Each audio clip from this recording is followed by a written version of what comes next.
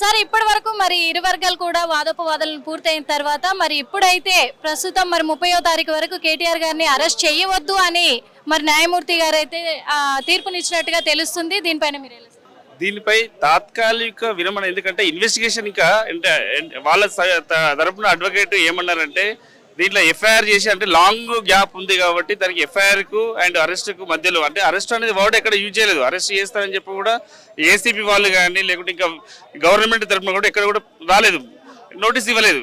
So notice ఇవ్వనప్పుడు arrest ఎక్కడ? వీళ్ళు ఏంటంటే దాన్ని అంటే అరెస్ట్ చేస్తారేమన్నా భయపడి దాంట్లో అరెస్ట్ కావద్దని అడిగినారు. సో దీంట్లో ఇన్వెస్టిగేషన్ స్టిల్ పెండింగ్ అని చెప్పి అంటే ఎఫ్ఐఆర్ స్టేజ్లో మేము అరెస్ట్ చేయట్లేదు అని చెప్పి ఏజీ గారు కూడా క్లియర్ చెప్పడం జరిగింది.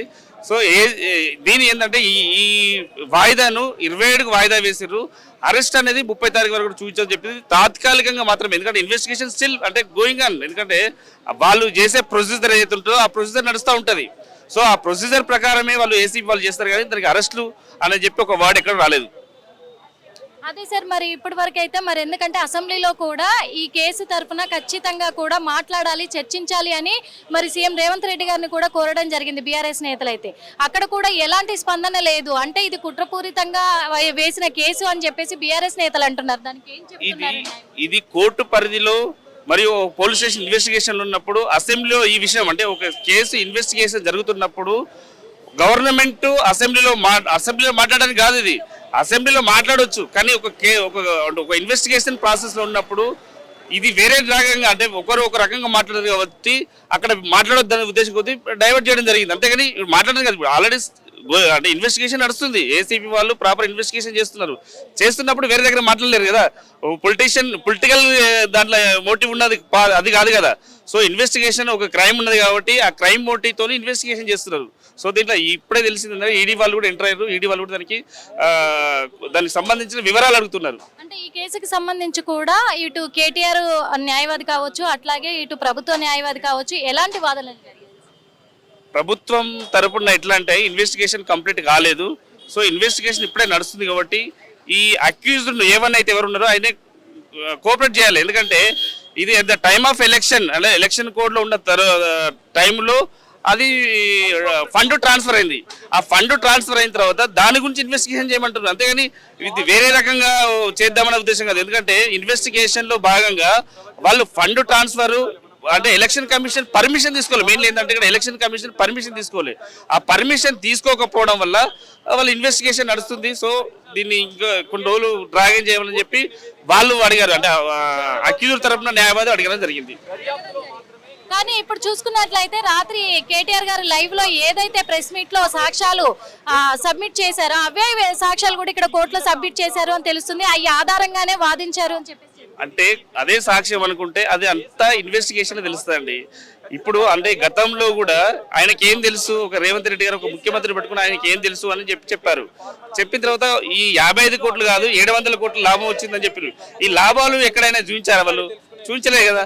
సో చూపించినప్పుడు ఇన్వెస్టిగేషన్ అనేది పోలీసు కేటీఆర్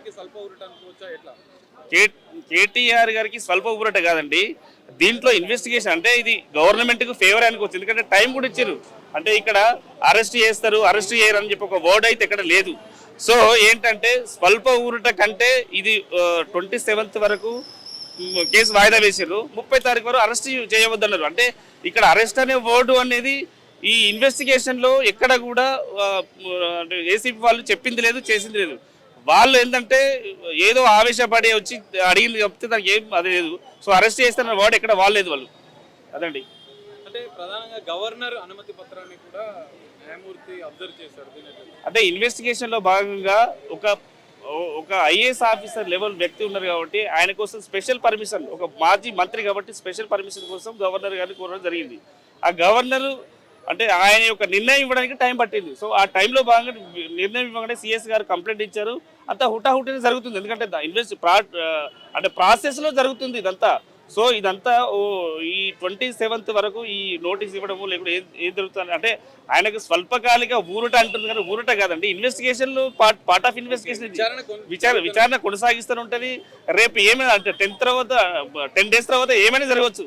ఎందుకంటే అక్కడ జరిగే అంటే వాక్యూమ్ ఎంత ఉన్నది, ఎంత ఫండ్ అనేది ఫారిన్కి చేరింది, దాన్ని బట్టి ఇన్వెస్టిగేషన్ చేస్తారు.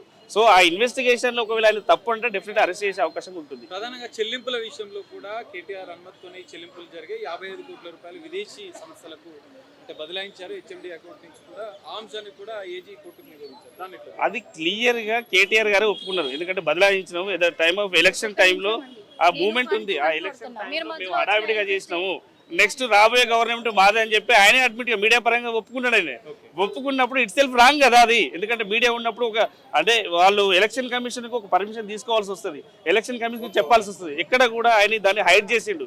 ఎందుకంటే ఆయనే మీడియా పరంగా నేను నెక్స్ట్ గవర్నమెంట్ మాదే వస్తుంది. సో అంటే ఈ గవర్నమెంట్ లో అన్ని అవకతవకలు జరిగినప్పుడు నెక్స్ట్ గవర్నమెంట్ వస్తే ఒకవేళ ఎన్ని జరుగుతుండేనో. సో దీన్ని ఈ బేస్ లో వాళ్ళు ఇన్వెస్టిగేషన్ చేస్తారు. ఇది ఏంటంటే 30th వరకు కూడా ఈ ఏసీ వాళ్ళకు కూడా బెనిఫిట్ అయింది. ఎందుకంటే వాళ్ళకు టైం ఉంటుంది కదా, ఆ టైంలో ఇన్వెస్టిగేషన్ చేస్తారు. ఇన్వెస్టిగేషన్ చేస్తే దీనికి ఎక్కడెక్కడ ఈడీ వాళ్ళు కూడా వచ్చారు. ఇప్పుడే మీకు అందిన వార్త ఏంటంటే ఈడీ వాళ్ళు కూడా ఎంటర్ అయినరు. ఈడీ వాళ్ళు కూడా డీటెయిల్స్ అడిగిన తర్వాత ఇది కోఆర్డినేట్ గా చేయాల్సిన పని వస్తుంది. ఎందుకంటే ఇది ఒక ఫారిన్ సంస్థకు సంబంధించింది, ఒక హెచ్ఎండిఏ సంస్థకు సంబంధించింది, ఒక మినిస్టర్కి సంబంధించింది, ఒక ఐఏఎస్ ఆఫీసర్కి సంబంధించింది. సో ఇదంతా ఏంటంటే ఇన్వెస్టిగేషన్కు అంటే హుటాహుటిన వీళ్ళు కూడా అరెస్ట్ వాళ్ళు ఎఫ్ఐఆర్ కాగానే వాళ్ళకి ఎందుకండి ఇంత బాధ ఎందుకు? ఎందుకంటే ఎఫ్ఐఆర్ కాగానే క్వాస్ ఎందుకు వచ్చారు? సో ఇక్కడ అరెస్ట్ చేస్తున్న వర్డ్ కూడా ఎక్కడ ఉపయోగించలేదు. సో ఉపయోగించినప్పుడు వాళ్ళకి ఎందుకు ఎంత? సో 1 వీక్ తర్వాత ఏం జరుగుతుందో చూద్దాం.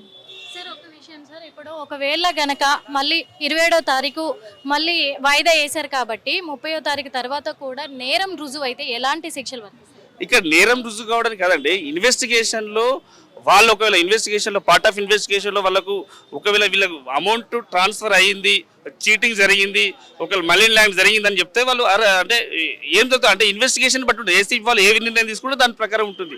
అంటే స్టే ఆఫ్టర్ 27th ఏం జరుగుతుందో మనకు కోర్టే ఇస్తుంది. ఎందుకంటే అరెస్ట్ కావచ్చు, at the same time stay ఇవ్వచ్చు, ఏమైనా జరగవచ్చు. అందుకే అరెస్ట్ అయితే ఒకవేళ ఎలాంటి శిక్షలు పడవచ్చు అంటే ఒక్కొక్క దానికి దీంట్లో 13(1)(a) ఉంది, 13(b) ఉంది, 120(b) కాన్స్పిరసీ ఉంది, 409 ఉన్నది. సో దీని ప్రకారం ఒక్కొక్క సెక్షన్కి ఒక్కొక్క రంగు ఉంది. ఎందుకంటే 120 తీసుకుంటే 2 years ఉన్నది, ఒకవేళ 13(1)(a) తీసుకుంటే 7 years అబోవ్ ఉంది, ఒకవేళ 409 ఉంటే లైఫ్ ఉన్నది, దీంట్లో లైఫ్ ఇంప్రిజన్మెంట్ ఉంటుంది. సో అది ఏంటంటే ఇన్వెస్టిగేషన్లో భాగంగా ఇంకా ఏం యాడ్ చేస్తారో ఏం తీయలేదు. ఎందుకంటే ఓన్లీ ఎఫ్ఐఆర్ అయింది ఇప్పుడు.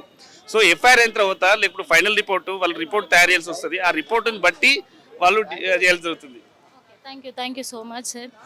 చూసారు కదా మరి ఇప్పటివరకు అయితే, ఎందుకంటే మళ్ళీ ఇన్వెస్టిగేషన్ మొదలు పెడుతున్నారు కాబట్టి ఇన్వెస్టిగేషన్లో ఏం తేలుతుంది ఆఫ్టర్ 30 తర్వాత అని చెప్పేసి కూడా అప్పుడు మళ్ళీ మనము దీని గురించి కూడా న్యాయమూర్తి తీర్పునిచ్చే అవకాశాలు ఉన్నాయని కూడా చెప్తున్నారు. అదే కాకుండా మరి ఇప్పటివరకు అయితే ఊరట అని కాదు కేటీఆర్ గారికి, కేవలము ఊరట కాకుండానే అంటే ఒక ఇన్వెస్టిగేషన్ చెయ్యడానికి ఇదొక టైం ఇచ్చారు అని చెప్పేసి అంటున్నారు. కానీ మరి బీఆర్ఎస్ తరఫున వాదించిన న్యాయమూర్తి మాత్రం లేదు, ఎందుకంటే ఇక్కడ ఎలాంటి తప్పు లేదు, అవకతవకలు అసలే జరగలేదు కాబట్టి ఇదంతా కూడా తెలంగాణ అభివృద్ధి కోసమే కేటీఆర్ గారు చేసిన ఈ రేస్ కార్ అనేది తీసుకొచ్చి ఇక్కడ లాభాలు తెచ్చిపెట్టాడు.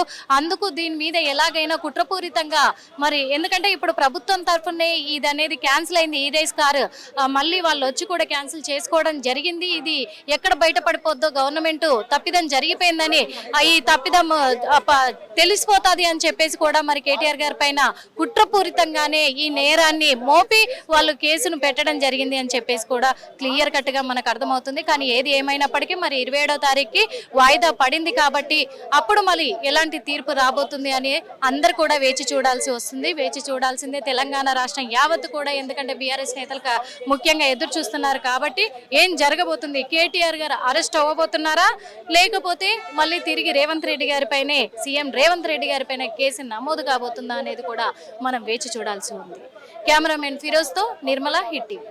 హిట్ టీవీ యాప్ ని డౌన్లోడ్ చేసుకోండి. ఇందులో short news, live news, entertainment movies అన్ని అవైలబుల్ గా ఉన్నాయి. Please download Hit TV app. Hit TV app hit TV యాప్ని ఫ్రీగా డౌన్లోడ్ చేసుకోండి.